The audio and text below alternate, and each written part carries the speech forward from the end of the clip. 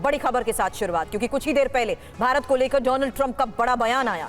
लगता है हमने भारत को खो दिया है, लगता है भारत रूस को खो दिया है, भारत रूस को खतरनाक चीन के हाथों खो दिया। डोनाल्ड ट्रंप का वो बयान पोस्ट, ट्रंप ने मोदी, पुतिन और जिनपिंग की तस्वीर के साथ ही ये पोस्ट लिखा, जिसमें उन्होंने कहा कि लगता है हमने भारत को खो दिया है।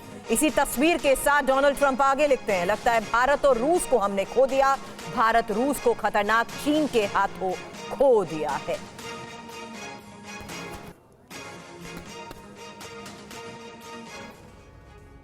और अब आपको हम बताते हैं कि आखिर डोनाल्ड ट्रंप ने क्या क्या बातें कही। उन्हें लगता है कि हमने रूस और भारत को चीन के हाथों खो दिया है। आशा करता हूं कि उनका भविष्य उज्जवल हो। इसका मतलब क्या है इस स्टेटमेंट का, अब आपको ये समझने की जरूरत है। दरअसल क्या ट्रंप को गलती का एहसास हो गया है? एक पहला सवाल उनके इस बयान से झलक रहा है। दूसरी बात यह कि क्या ट्रंप कोई नई चाल तो नहीं चल रहे हैं? जैसा अनस्टेबल माइंड है उनका, समय समय पर वो अपने स्टेटमेंट देते रहते हैं, तो क्या ये कहीं दूसरी कोई उनकी चाल तो नहीं है? तीसरी बात, भारत रूस की नजदीकी से ट्रंप को क्या परेशानी हो रही है और इसी को लेकर उन्होंने इस तरह का बयान दिया है, ये अपने आप में महत्वपूर्ण हो जाता है। और इस बीच आपको हम बता दें कि डोनाल्ड ट्रंप ने भारत पर जिस तरह से 50% का टैरिफ लेकर ऐलान किया, उसके बाद वो बहुत रिजिड रहे अपने स्टेटमेंट्स को लेकर, लेकिन हमने देखा कि भारत के साथ जिस तरह से रूस की, जिस तरह से चीन की अंडरस्टैंडिंग नजर आ रही है, उससे ट्रंप ने एक तरह से यू टर्न लिया है अपने स्टेटमेंट के जरिए। अपना स्टेटमेंट उनका ये बता रहा है कि किस तरह से भारत को खोकर उन्हें अफसोस हो रहा है।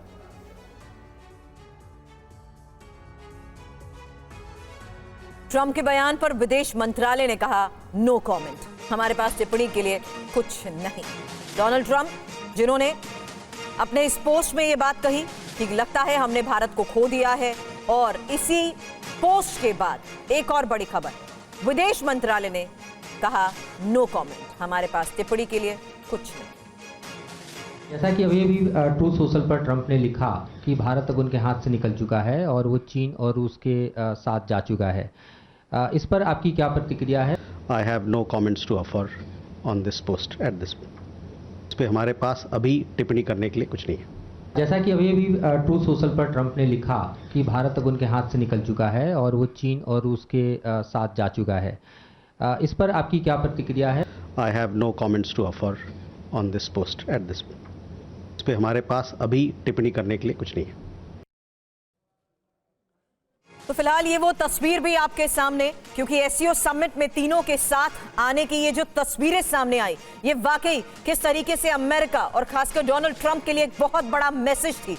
उसी तस्वीर के साथ डोनाल्ड ट्रंप का ये पोस्ट, जिसमें उन्होंने ये कहा कि लगता है हमने भारत को खो दिया है, और भारत के इसी बढ़ते सहयोग की वजह से क्या डोनाल्ड ट्रंप की चिंता बढ़ गई? ये एक और बड़ा सवाल हमने एक्सपर्ट से हर बार पूछा, क्योंकि अब डोनाल्ड ट्रंप ने इसी पोस्ट में यह भी कहा कि भारत रूस को खतरनाक चीन के हाथों हमने खो दिया है, और उम्मीद करते हैं कि आगे ये सब अपने सहयोग को बढ़ाएंगे। उन्होंने ये कहा, आशा करता हूं कि उनका भविष्य उज्जवल है। मनीष मेरे सहयोगी इस वक्त हमें ज्वाइन कर चुके हैं। मनीष, इसी पोस्ट के साथ कई बड़े सवाल कि क्या डोनाल्ड ट्रंप को अपनी गलती का एहसास हो गया है?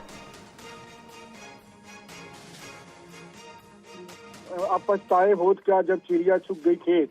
तो बहुत हद तक तो डोनाल्ड ट्रंप को ये बात समझ में आ गई है, और डोनाल्ड ट्रंप ने जिस तरह की गलती की है, क्योंकि न केवल बाहरी देशों से बल्कि खुद अमेरिका के भीतर भी ये कहा जा रहा है उससे बार बार कि भारत को खोना, एक तरह से अमेरिका ने अपने बहुत बड़े स्ट्रेटेजिक अलायंस को खो दिया है, और बहुत हद तक उसका वो इशारा खुद भी अपने पोस्ट में कर रहे हैं। तो हो सकता है कि उन्होंने अपनी तरफ से आउटरीच करने की कोशिश की हो। इससे पहले कुछ दिन पहले हमने देखा था कि अमेरिकी दूतावास ने भी एक कमेंट जारी किया था। तो संभावना ये बनती है कि डोनाल्ड ट्रंप किसी न किसी बहाने पे एक बार फिर भारत के साथ हाथ मिलाने की कोशिश करे। अब भारत को ये फैसला लेना होगा आने वाले दिनों में, लेकिन इसमें कोई दो राय नहीं कि जिस तरीके से डोनाल्ड ट्रंप ने ये पोस्ट किया है, उससे देखकर तो यही लगता है कि डोनाल्ड ट्रंप शायद कहीं कुछ मैसेज देने की कोशिश कर रहे हैं, और उसके लिए जाहिर है अमेरिका के राष्ट्रपति हैं, पहली बार में नहीं कहेंगे कि हमसे गलती हो गई है, तो वो इसी रूप में जताने की कोशिश कर रहे हैं कि एक महत्वपूर्ण अलायंस के तौर पर उन्होंने इंडिया को खोया है, और रूस और भारत दोनों आज चीन के साथ जा रहा है। ट्रंप के सलाहकार नवारो पर एमईए का बयान आ गया है। नवारो के बयान गलत और गुमराह करने वाले हैं, एमईए की तरफ से कहा गया है। नवारो के बयान को भारत अस्वीकार करता है। भारत अमेरिका संबंध हमारे लिए अहम है। अमेरिका से अभी 2+2 वार्ता हुई थी। भारत यूएस रणनीतिक साझेदारी अहम है। अलास्का में दोनों देशों के बीच युद्ध अभ्यास चल रहा है। एमईए की तरफ से ये जानकारी भी साझा की गई है। We have also, spoken about it earlier also. This relationship between United States and India is very important for us. Both our countries, we share a comprehensive global strategic partnership, which is anchored in our shared interests, democratic values, and robust people-to-people ties. This partnership has weathered several transitions, as I said before, and challenges. We remain focused on the substantive agenda that our two countries have committed to, and we hope that the relationship will continue to move forward based on mutual respect and shared interests. As you would have seen, Pranay, आपका मैं ध्यान लाना चाहूँगा, युद्धाभ्यास चल रहा है Alaska में। साथ ही साथ कुछ दिन पहले 2+2 का इंटरसेशनल मीटिंग हुआ था। एक और डेलीगेशन में एक दल आया था डिफेंस पॉलिसी ग्रुप का अभी कुछ दिन पहले। तो दोनों देशों के बीच में आवाजाही, दोनों देशों के बीच में बातचीत चल रही है और हम प्रतिबद्ध हैं कि इस साझेदारी को और मजबूत करें।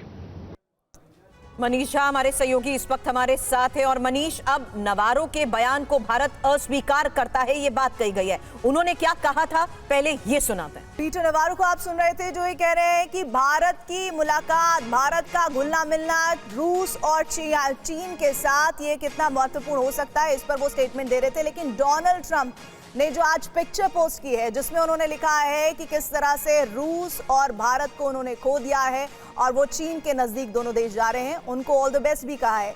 मनीष, क्या आपको लगता है कि नवारो का स्टेटमेंट और डोनाल्ड ट्रंप का ये पोस्ट अपने आप में विरोधाभासी है?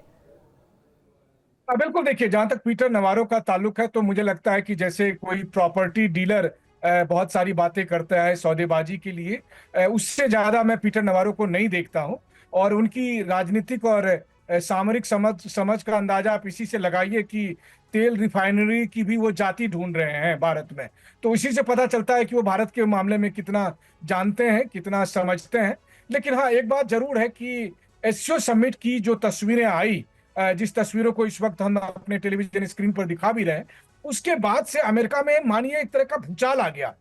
तमाम लोगों ने जिस तरीके से ट्रंप एडमिनिस्ट्रेशन की नीतियों पर, उसके फैसले पर सवाल उठाना शुरू किया कि अमेरिका ने पिछले 30 साल में जो बनाया था उसे महज 3 महीने के अंदर प्रेसिडेंट ट्रंप के नासमझी कहिए या बेवकूफी वाले फैसले की वजह से खत्म हो गया। और भारत जैसे एक शानदार दोस्त, एक अच्छे दोस्त को उन्होंने भारत को कॉर्नर करने की वजह से ही। मनीष, 1 मिनट आपको रोक रही हूं, क्योंकि ट्रंप ने टैरिफ को भारत के खिलाफ एक हथियार की तरह जिस तरीके से इस्तेमाल किया, और अब ट्रंप के नजदीकियों को भी समझ आने लगा है कि ट्रंप ने ये बहुत गलत किया है। हालांकि टैरिफ को हथियार बनाकर ट्रंप से बहुत बड़ी भूल हो गई, और इसमें सबसे पहला नाम फिनलैंड के राष्ट्रपति एलेक्स टब का ही है। आपको रोक के बयान इसीलिए सुनाया था क्योंकि ग्लोबल ऑब्जर्वर्स हो, अमेरिका के एनालिसिस हो या फिनलैंड के राष्ट्रपति, ये बयान जिस तरीके से आने वाले वक्त में क्या क्या अभी से ट्रंप प्रशासन के लिए मुश्किलें खड़ी कर चुके हैं। देखिए, ट्रंप प्रशासन के सामने बहुत बड़ी मुश्किल आ गई है, क्योंकि उन्हें समझ में आ रहा है कि अमेरिका ने क्या खोया है। और यही वजह है कि अब प्रेसिडेंट ट्रंप ने ये एक नया पोस्ट किया है।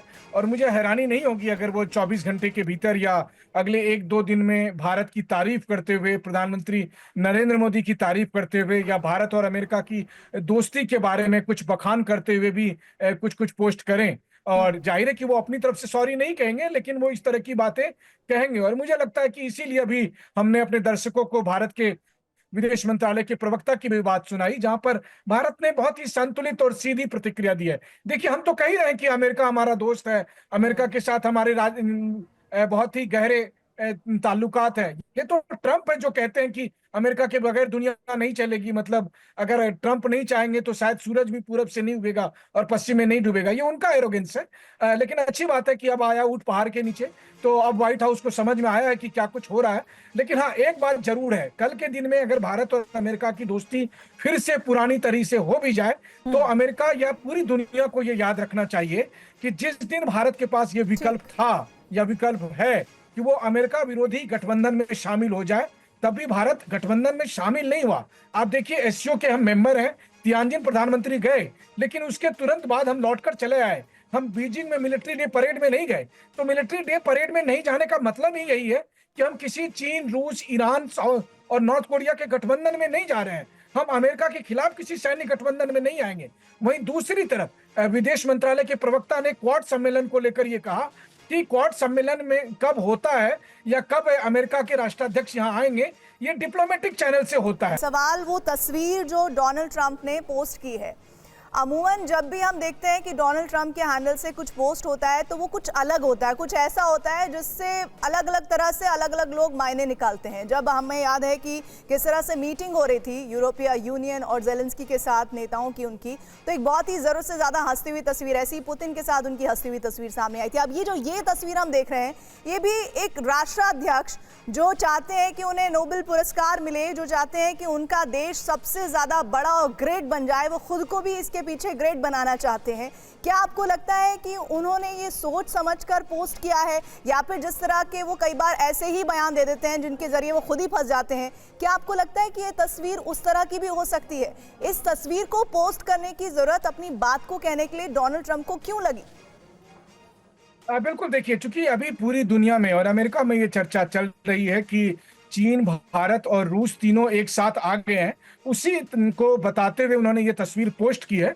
लेकिन मुझे लगता है कि चूंकि उसमें उन्होंने एक साफ तौर पर भारत और रूस दोनों का एक साथ नाम लिया है, तो मुझे लगता है कि अगला जो उनका पोस्ट आएगा वो ये आएगा कि रूस तो चीन के साथ तब चले गया था जब बाइडेन ने वॉर शुरू की थी, रूस और यूक्रेन का वॉर, और अगर बाइडेन ने गलती नहीं की होती तो रूस चीन के साथ नहीं गया था, जो कमोबेश सही है कि बाइडेन की गलतियों की वजह से रूस चीन के साथ चले गया। अब ट्रंप वही गलती कर रहे थे जिसकी वजह से भारत को पूरी दुनिया देख रही है कि वो रूस और चीन के साथ मिलकर खड़ा है। लेकिन मैं यहाँ पर एक चीज कहना चाहता हूँ कि अभी भी भारत की तरफ से जो प्रतिक्रिया आ रही है, भारत अमेरिका के साथ दोस्ती को प्रेसिडेंट ट्रंप और उनके सलाहकारों के बयान से अलग देखता है। और इसलिए आपने देखा कि विदेश मंत्रालय के प्रवक्ता ने यह कहा कि अलास्का में अभी भारत और अमेरिका के बीच संयुक्त सैन्य अभ्यास चल रहा है, या फिर जो भारत और अमेरिका के बीच डिफेंस और विदेश मंत्रालय की 2+2 की डायलॉग हो रही है, यानी हम सब बातचीत कर रहे हैं। जो बयानबाजी मतलब भारत की तरफ से जो स्ट्रैटेजी है अमेरिका को लेकर वो बहुत बैलेंस्ड है, और शायद इस बैलेंस को देख रहे हैं डोनाल्ड ट्रंप और उनके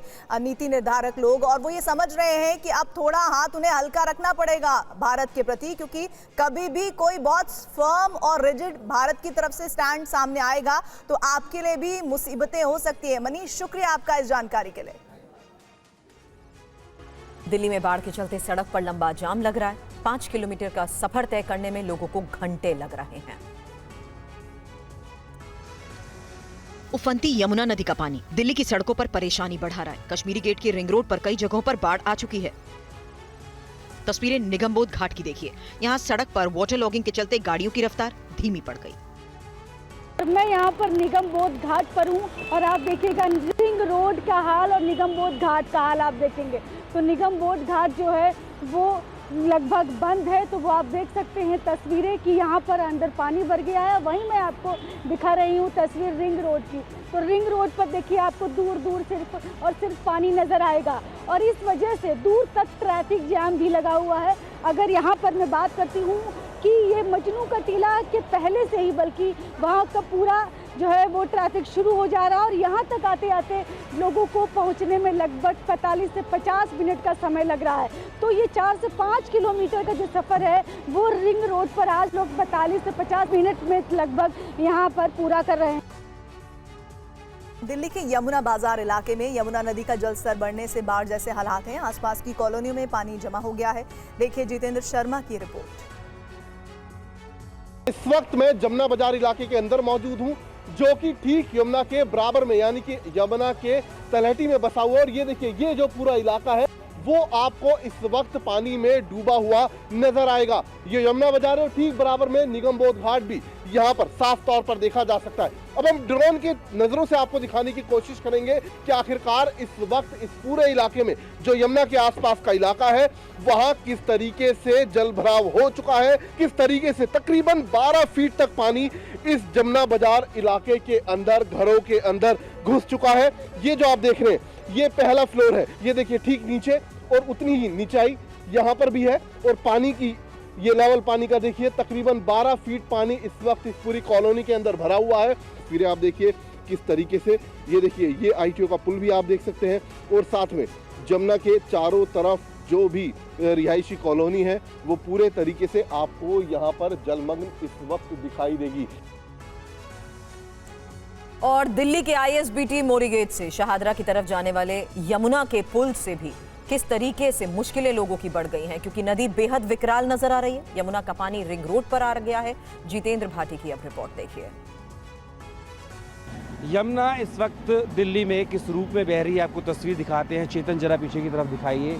आप देखेंगे यहाँ पर तो हर तरफ जहाँ भी आपकी नज़र जाएगी आपको यमुना का पानी ही नज़र आएगा। एक विकराल रूप में यमुना नज़र आएगी। सामने देखिए सिग्नेचर ब्रिज है और यहाँ जो सामने आप देख रहे हैं जहाँ पर आपको थोड़ी हरियाली नज़र आ रही है, यहाँ पर कुछ लोग रहते थे, बागवानी का काम करते थे, लेकिन फ़िलहाल देखिए पूरा इलाका यहाँ पर जलमग्न है। यही स्थिति कमोबेश दूसरी तरफ भी चेतन आप दिखाइए। ये जो इधर का इलाका है, जो निगमबोध घाट है, मोनेस्ट्री है, तमाम जगह आप देखेंगे ये सामने जो आपको मूर्तियाँ नज़र आ रही हैं हाथी की, ये दरअसल वासुदेव घाट है।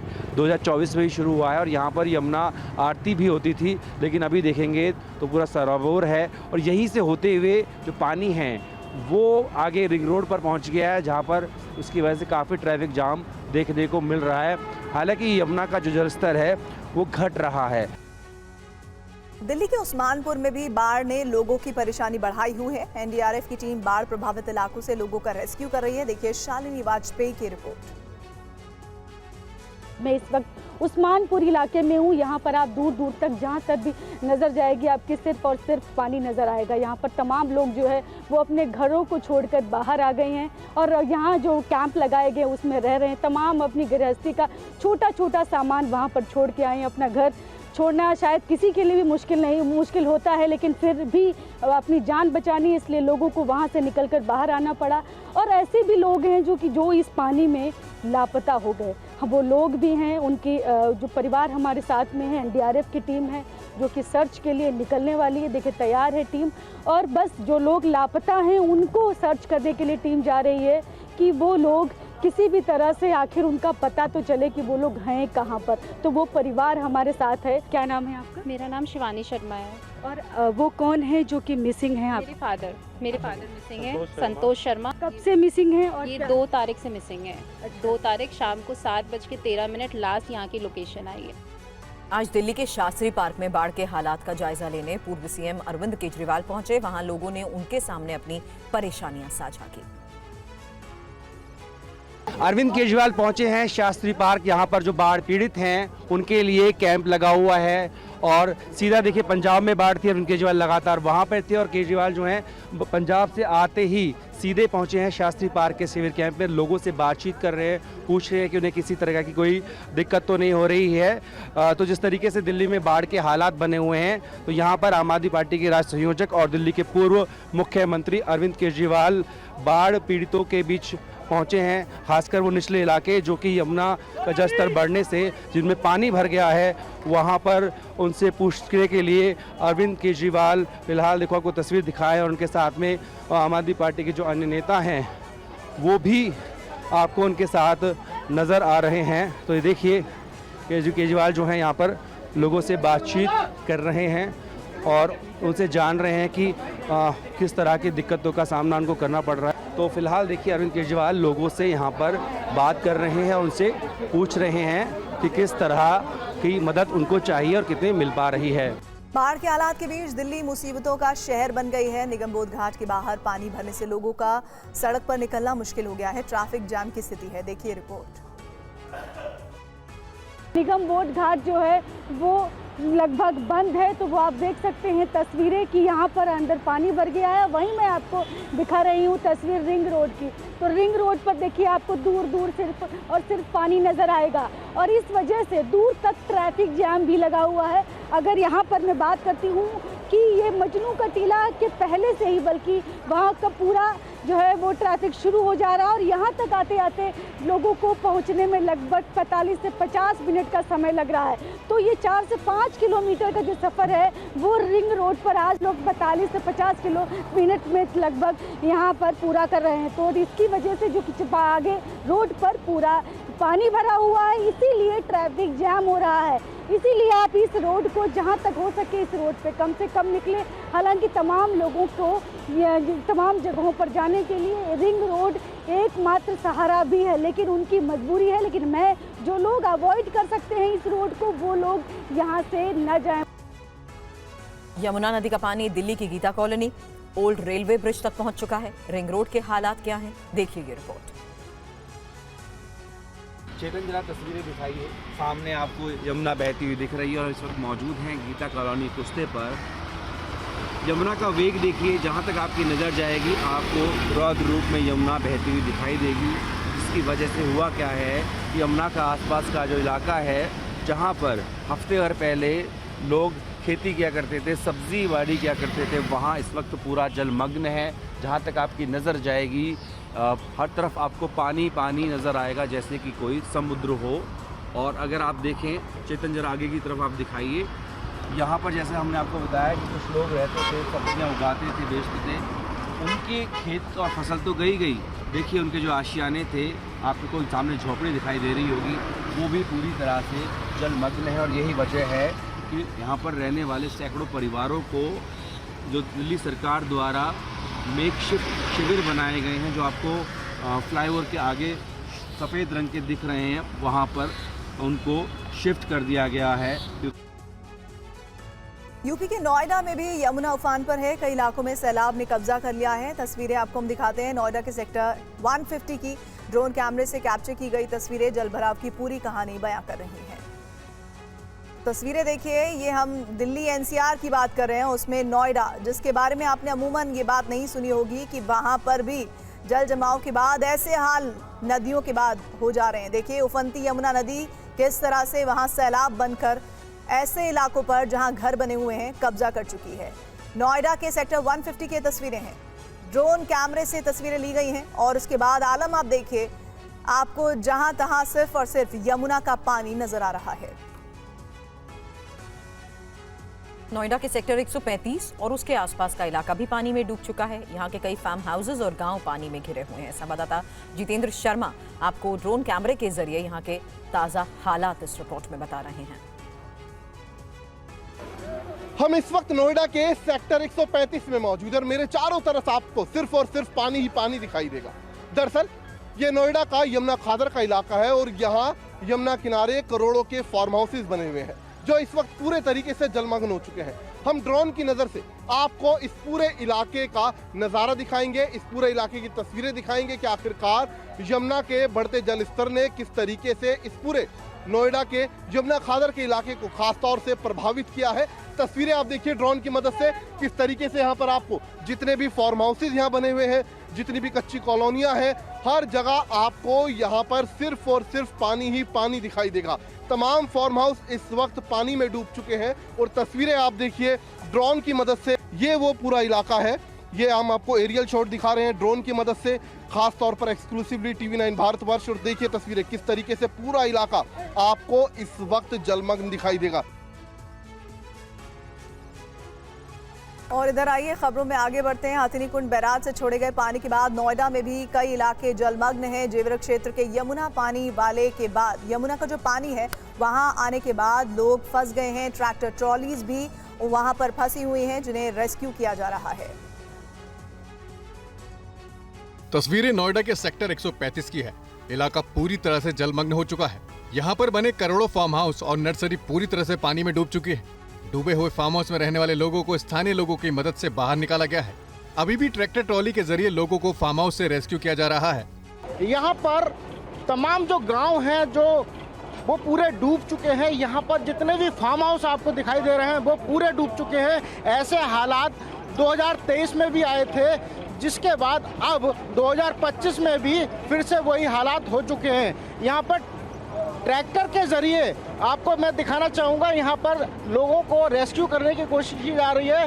हथनीकुंड बैराज से कई लाख क्यूसेक पानी छोड़ा गया है, जिसकी वजह से नोएडा के आसपास के जितना भी क्षेत्र है वहाँ पर जल भराव हो चुका है।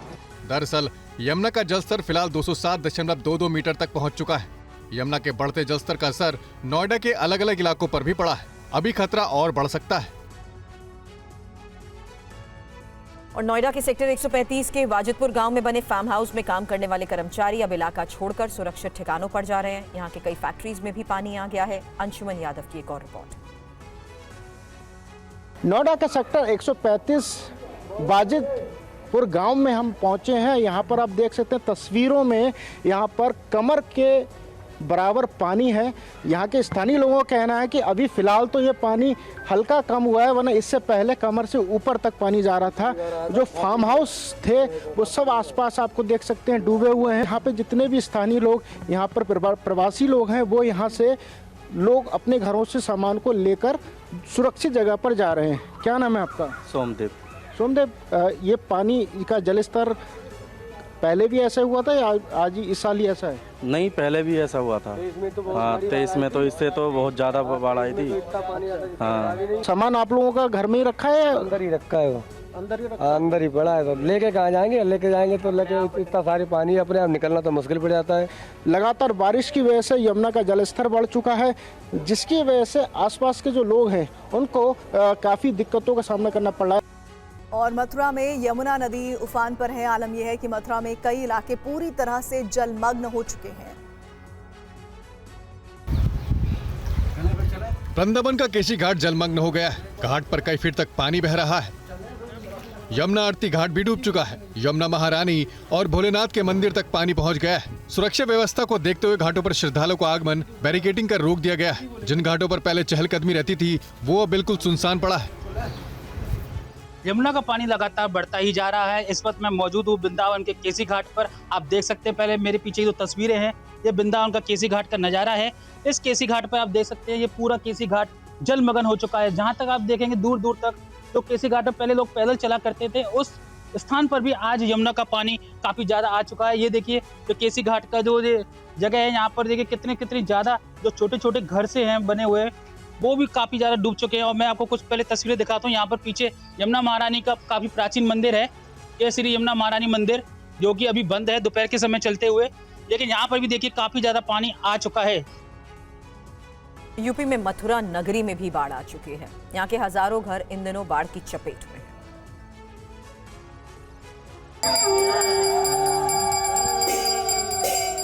दिल छू लेने वाली ये तस्वीरें वृंदावन के परिक्रमा मार्ग के जगन्नाथ मंदिर की है। बाढ़ का पानी यहाँ आ गया। मुश्किल हालात में मंदिर पहुंचे श्रद्धालुओं की मौजूदगी में यहाँ पूजा अर्चना की गई। 2023 में भी यमुना नदी का पानी जगन्नाथ मंदिर तक पहुंच गया था। वृंदावन के परिक्रमा मार्ग पर 3 से 4 फीट तक पानी भरा।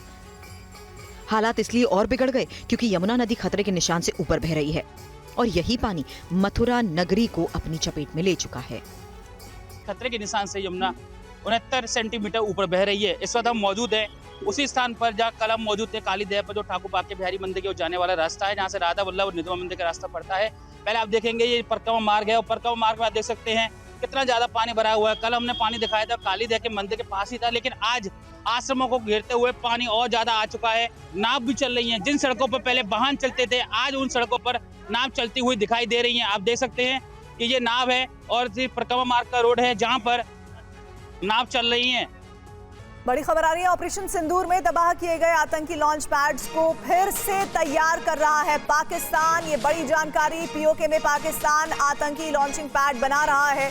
चट्टानों की आड़ में आतंकियों के लिए बंकर बना रहा है पाकिस्तान। ये ठिकाने सैन्य चौकियों और आतंकियों के लॉन्च पैड के रूप में काम करते हैं। पाकिस्तान सरकार आतंकवादी ढांचों को दोबारा खड़ा कर रहा है।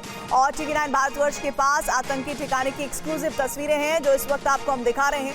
ये तस्वीरें उन्हीं कैंपों की है जिनको दोबारा बनाया जा रहा है। ये तस्वीरें पीओके के अथ मुकाम कोटली आली बात की है। और समझिए कि किस तरह से पीओके में आतंकी ठिकाने की तस्वीरें, बहुत बड़ी खबर है। आतंक को किस तरह से एक बार फिर से पालने और पोसने की तैयारी पाकिस्तान कर रहा है। अंकित भट्ट हमारे साथ, हमारे सहयोगी जुड़ रहे हैं। अंकित, और क्या क्या इनपुट्स मिल रहे हैं और ये तस्वीरें जिस तरह से मिली है, इस पर अभी भारत की तरफ से क्या टेक लिया गया है और क्या पाकिस्तान इन तस्वीरों को एक बार फिर से आईना दिखाने वाली तस्वीरें मान रहा है?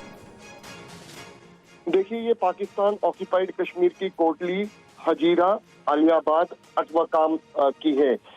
पाकिस्तान यहाँ पर डबल लेयर बंकर तैयार कर रहा है आतंकियों के लिए, ताकि आतंकियों के लॉन्च पैड्स को एक बार फिर तैयार करवाया जाए। ऑपरेशन सिंदूर के वक्त हमने देखा था कि किस तरीके से भारत में 9 ठिकाने आतंकियों के ध्वस्त किए थे और उसके बाद पाकिस्तान बौखला गया था। सीज फायर वायलेशन पाकिस्तान की तरफ से किया गया और रिटेलिएशन में भारत ने पाकिस्तान की उन चौकियों को तबाह किया था जो पाकिस्तान की तरफ से हमारे सिविलियन इलाकों को टारगेट कर रही थी।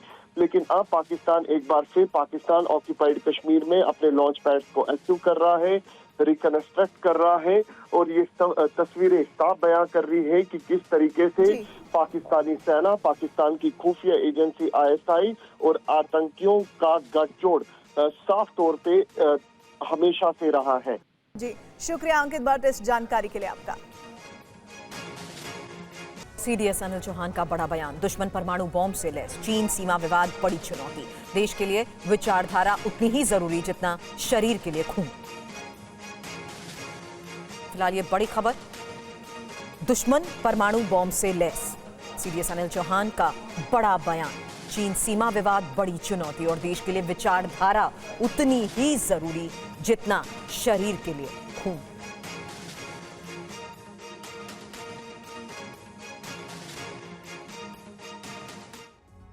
और अब खबर GST रिफॉर्म से जुड़ी हुई। हाल ही में GST रिफॉर्म्स में बीड़ी पर टैक्स घटाया गया है और इसे लेकर केरल सरकार ने ऐसा पोस्ट कर दिया जिस पर विवाद खड़ा हो गया है।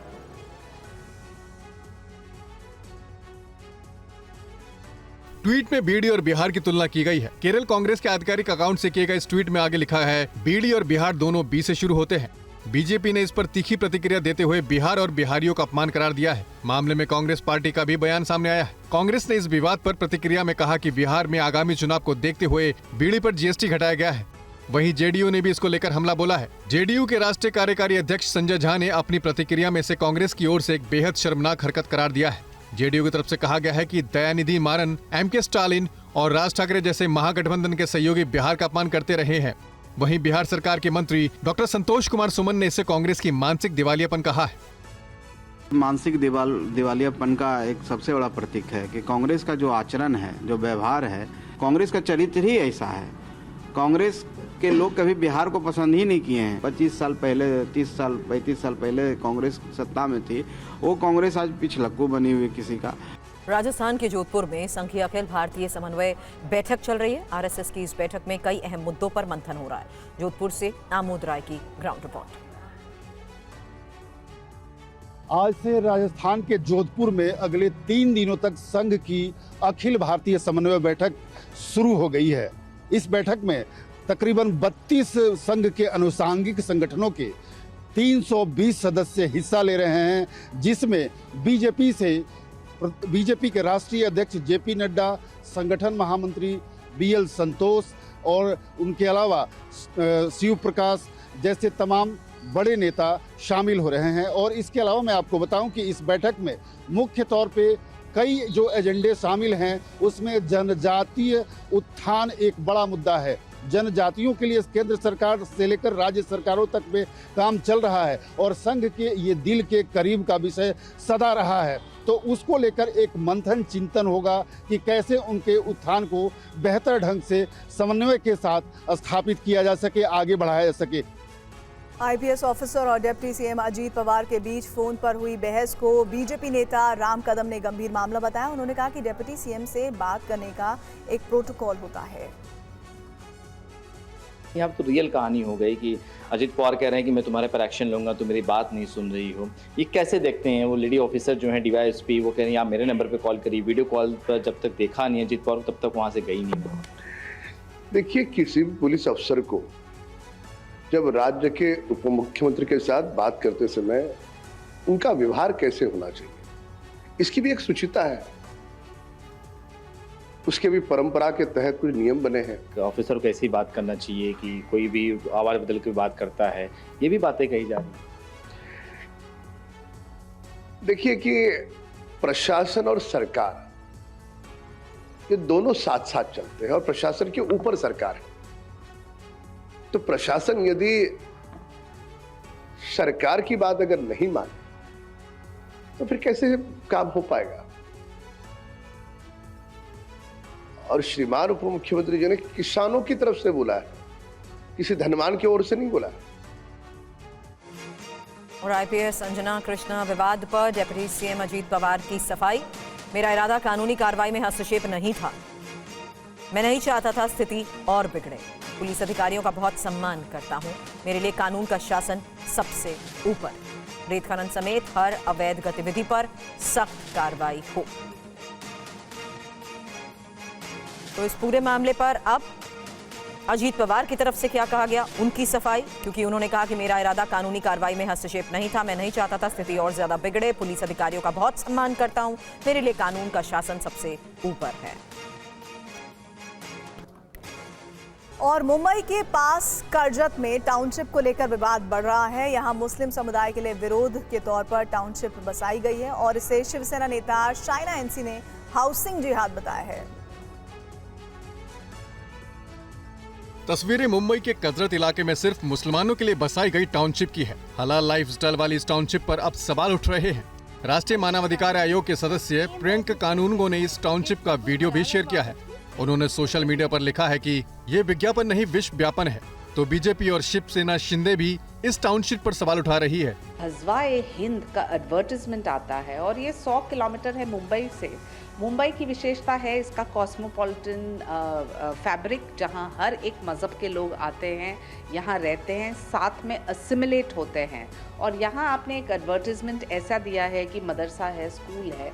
मैं पूछना चाहती हूँ, पहले लव जिहाद, फिर लैंड जिहाद, अभी हाउसिंग जिहाद। क्या आपको लगता है कि भारत की विशेषता है कि सभी को। और मुंबई को एक बार फिर से बम से उड़ाने की धमकी मिली है और इस बार सुसाइड बॉम्बिंग यानी ह्यूमन बॉम्ब ब्लास्ट की धमकी भेजी गई है। धमकी भरा मैसेज मिलने के बाद मुंबई पुलिस तफ्तीश में जुटी है। मुंबई पुलिस को व्हाट्सएप हेल्पलाइन पर एक धमकी भरा मैसेज मिला। इस मैसेज में दावा किया गया कि मुंबई में आतंकी हमले की आशंका है। 14 आतंकी 400 किलो RDX के साथ मुंबई में एंट्री कर चुके हैं। 34 गाड़ियों में बम रखने का दावा भी किया गया है। गणेश उत्सव के दौरान मिली इस धमकी ने पुलिस को हाई अलर्ट पर ला दिया है। क्राइम ब्रांच और ATS सहित सभी एजेंसियां मामले की जांच में जुटी हैं। मैसेज में लश्करे और GST में बदलाव को लेकर राहुल गांधी के बयानों पर केंद्रीय वाणिज्य मंत्री पीयूष गोयल ने पलटवार किया है। पीयूष गोयल ने कहा कि राहुल वो रॉकेट है जो कई बार लॉन्च से पहले फेल हो चुके हैं। राहुल गांधी जी को स्वाभाविक रूप से मालूम था ये होने वाला है, क्योंकि उनके मंत्री भी ग्रुप ऑफ मिनिस्टर्स में, उनकी राज्य सरकारें भी ग्रुप ऑफ सेक्रेटरीज में। तो मैंने एक ये पैटर्न देखा है कुछ वर्षों से कि आखिर काम करना तो ओवरनाइट नहीं होता है। हम छुप छुप के तो काम नहीं करते, बड़े खुले उससे सब राज्य सरकार भी तो GST काउंसिल में जब जब उनको पता चलता है कि मोदी जी कुछ अच्छा काम करने जा रहे हैं तो तब तब उसकी डिमांड को रेज करना शुरू कर देते। तो मुझे लगता है राहुल गांधी जी के बारे में हम सब जानते हैं कि वो तो एक ऐसा रॉकेट है जो कई बार लॉन्च होने के बाद फेल हो चुका है, टेक ऑफ ही नहीं किया। टेक ऑफ के पहले ही फ्यूज आउट हो जाता है। तो वो जिस प्रकार के वक्तव्य देते हैं उनको खुद को पता नहीं रहता है कई बार कि उन्होंने पहले क्या कहा था और अब क्या कह रहे हैं।